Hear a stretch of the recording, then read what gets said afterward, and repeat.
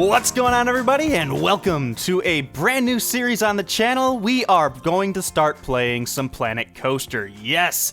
Now, if you've been around my channel for a while, you know that I had a Planet Coaster Alpha series going for a little bit. We kind of dropped off, and I'm hoping that this series is going to be a bit more polished than that one was, because I've grown a little bit as a YouTuber by now, so I'm looking forward to this. This game is incredible from a design perspective so far, and I'm looking forward to jumping in to kind of see the rest of it that I kind of missed out on in the beta. I didn't really play the beta all that much, or I guess for that matter, I didn't really play the alpha all that much either, apart from these series, so I'm really looking forward to exploring this game. But before we start talking about the time lapse in front of us, I want to kind of go over the series in general, just a slight overview of what we kind of want to do with this and kind of how you guys are going to help me in this series. So if you watch my City Skylines series, you know that the format that I've been kind of doing lately is time lapse, and then we go into the live portion where we kind of walk around and see what's going on there, and I kind of explain further what we did in the time lapse. I'm really looking forward to doing that in this series too, but we can always tweak it if it doesn't work out for this particular game.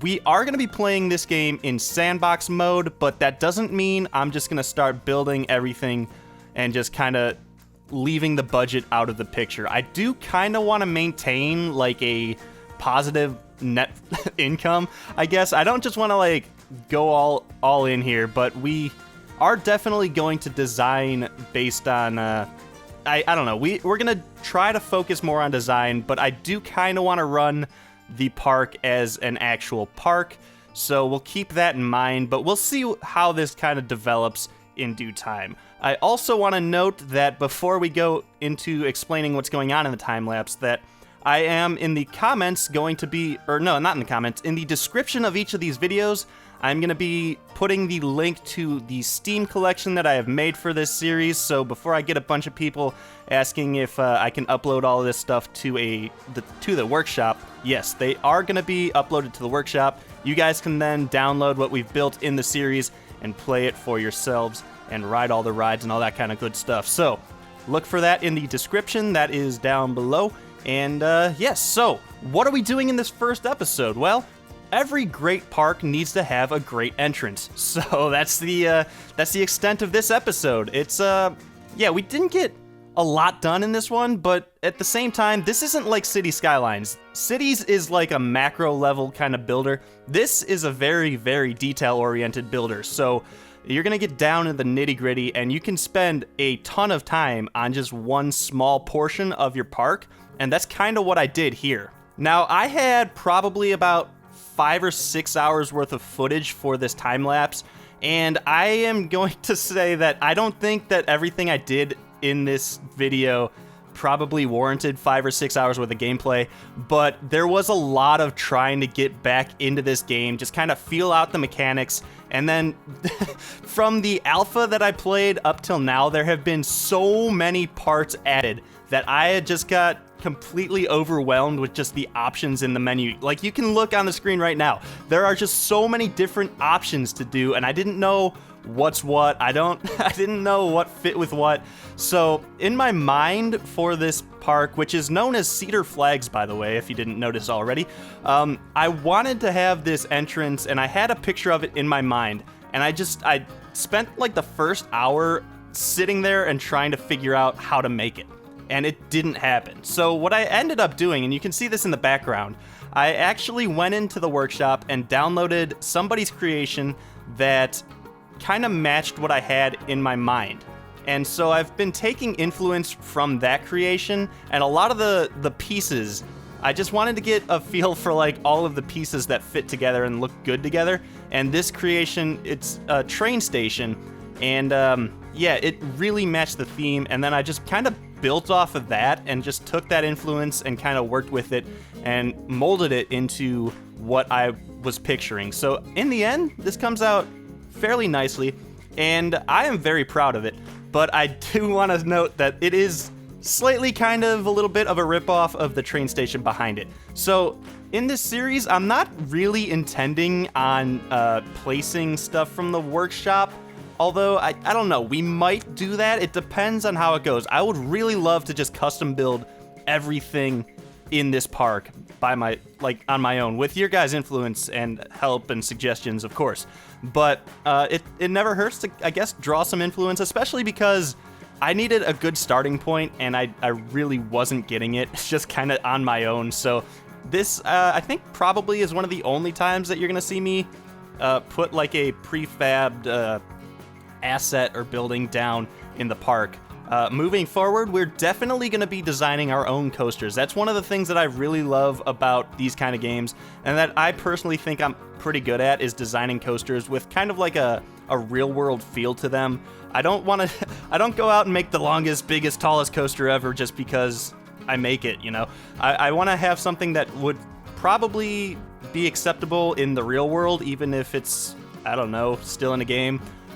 Even though my design might not be perfect, I want to have some semblance of like a realism there. So yeah, that's kind of moving forward. I played a lot of Roller Coaster Tycoon when I was younger, and 1 and 2, and then into 3 a little bit, and not as much. But this game, if you didn't know, was developed by the people Frontier, who also developed Roller Coaster Tycoon 3. Now, they didn't get for whatever reason, they didn't actually get the contract to make the next big Roller Coaster Tycoon, and which ended up being Roller Coaster Tycoon World. And if you haven't been following it, that has kind of been a whole mess. It went through many, many developers, and it's still highly regarded as one of the worst franchise, like, destructive games of all time. At this point, it doesn't look good. This game, however, looks amazing. Although there have been reports of maybe not having the full polished Tycoon aspect to it, but I guess we'll be able to judge that as we kind of go further in the series here. So you've been watching me kind of build this entrance here. The gates that I put down, there were 6 of them in total. The path work could have kind of gotten a little iffy, you know. I don't know, if you have played this game, you'll know that the path system can get a little, I guess, finicky, but for the most part, it actually turned out fairly well. And then, of course, I have the information desks in the main portion of this building. This is going to be able to sell people on the priority passes that are, if you haven't been following this game, the queue paths, you can have just the regular queue that anybody in the park goes into, and now you can have a priority pass, and that's like the fast pass. It's basically you pay to be able to skip the line a little bit for a roller coaster or ride. So that is a really, really awesome mechanic in the game, and I haven't seen that in, I don't think, any other Roller Coaster Tycoon type game. I'm looking forward to that, but the main building does have a bunch of the information desks in it. There's, I think, total of 5, and then the 6 lines or entry points or whatever you want to call them. I'm hoping that we have the 3 information desks in the front part before people enter the park.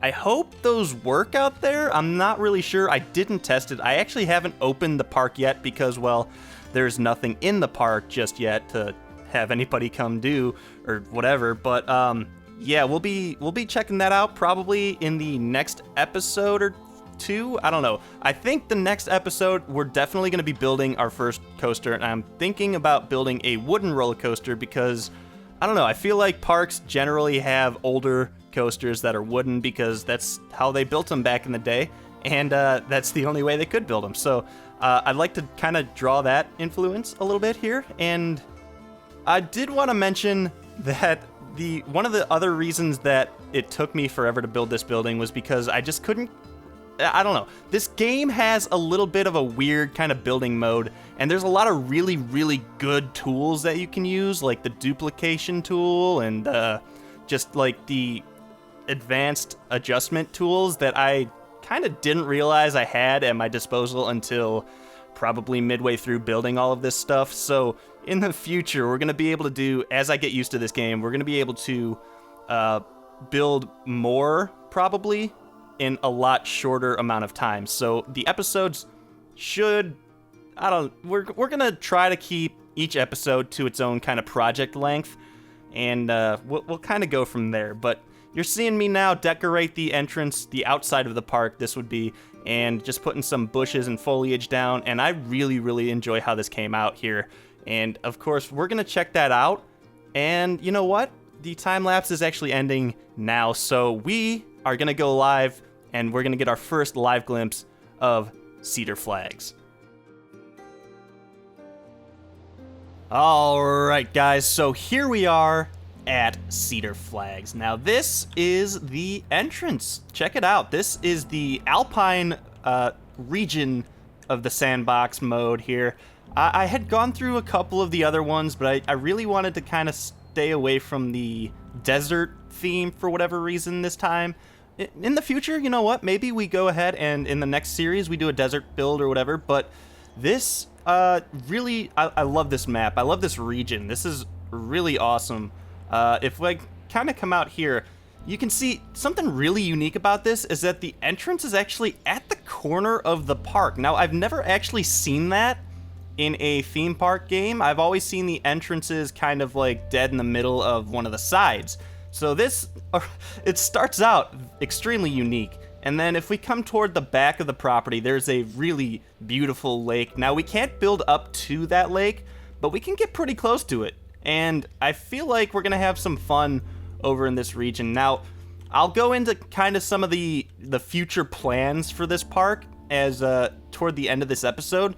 But for now, let's go back here and check out what we did in the time lapse. So you guys just watched me build this entire thing, and this is kind of how it came out. Let's go down to kind of street level, I guess, in the free look cam here. So as people walk up, of course, they're gonna see the beautiful entrance, and as time goes on, they'll of course see some rides in the background, some coasters, a bunch of people having fun, and that's really gonna entice them to get into the park. Now, as they get over here, they see the Cedar Flags sign up there, and then, of course, they see the information desks, and this is where they're going to get their tickets, in theory.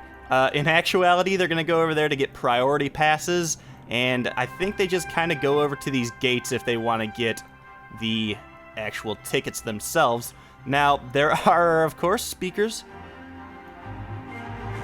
playing some really awesome, epic theme park music for, you know, trying to entice people to get into the park as if they came here on accident and were like, I don't know if I want to get in here or not.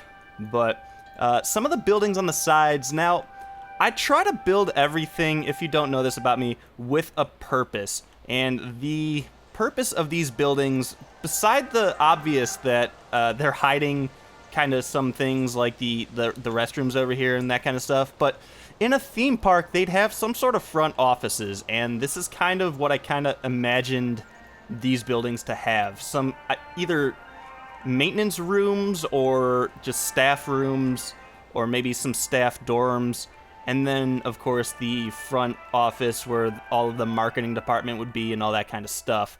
And yeah, so if we kind of come out here to check out the foliage, I'm actually really proud of how this came out. So the one really amazing thing about this game is that you can kind of dip any scenery items down below the ground level. Like, clipping is turned off, and that makes so many more things possible than would be otherwise.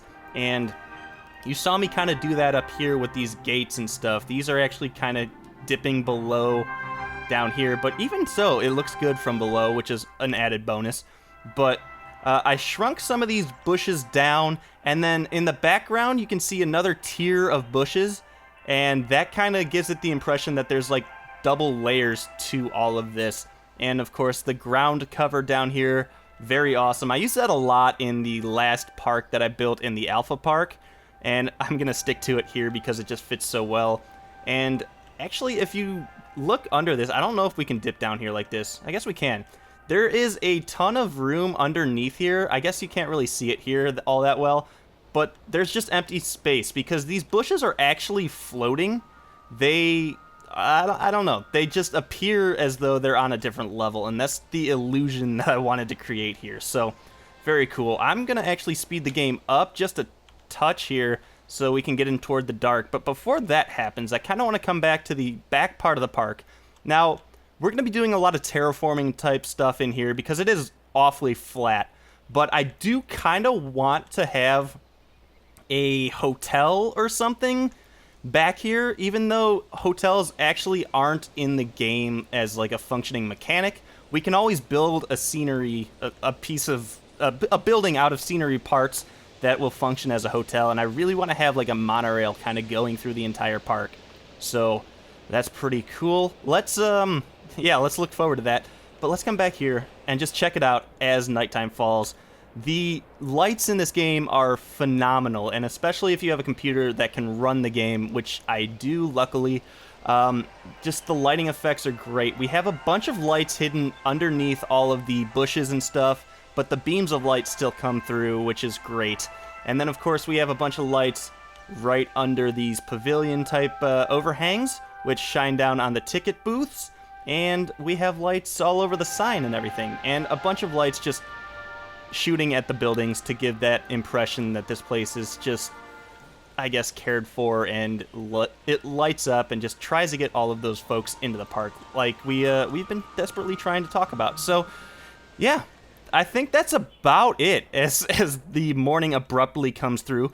That's about it for this episode. Where are we going to go next? Well, I had kind of talked about that already. We're going to build a wooden coaster somewhere, and we're going to do probably a bunch of that in the next episode. I do, like I said, want to focus on one project per episode, and the wooden coaster will be its own time lapse and then live footage where we'll go in and kind of talk a little bit more about everything, and of course we'll ride all the rides. So if you're looking forward to that, guys, leave a thumbs up on this video. If you dislike this series or this video at all, leave a thumbs down. I think you guys are gonna love this series. I love playing this game, and I do feel like it fits well on my channel, which is kind of geared more toward the creative end of things. So if you aren't subscribed, do subscribe for more. And guys, until next time, I'll see you in Cedar Flags.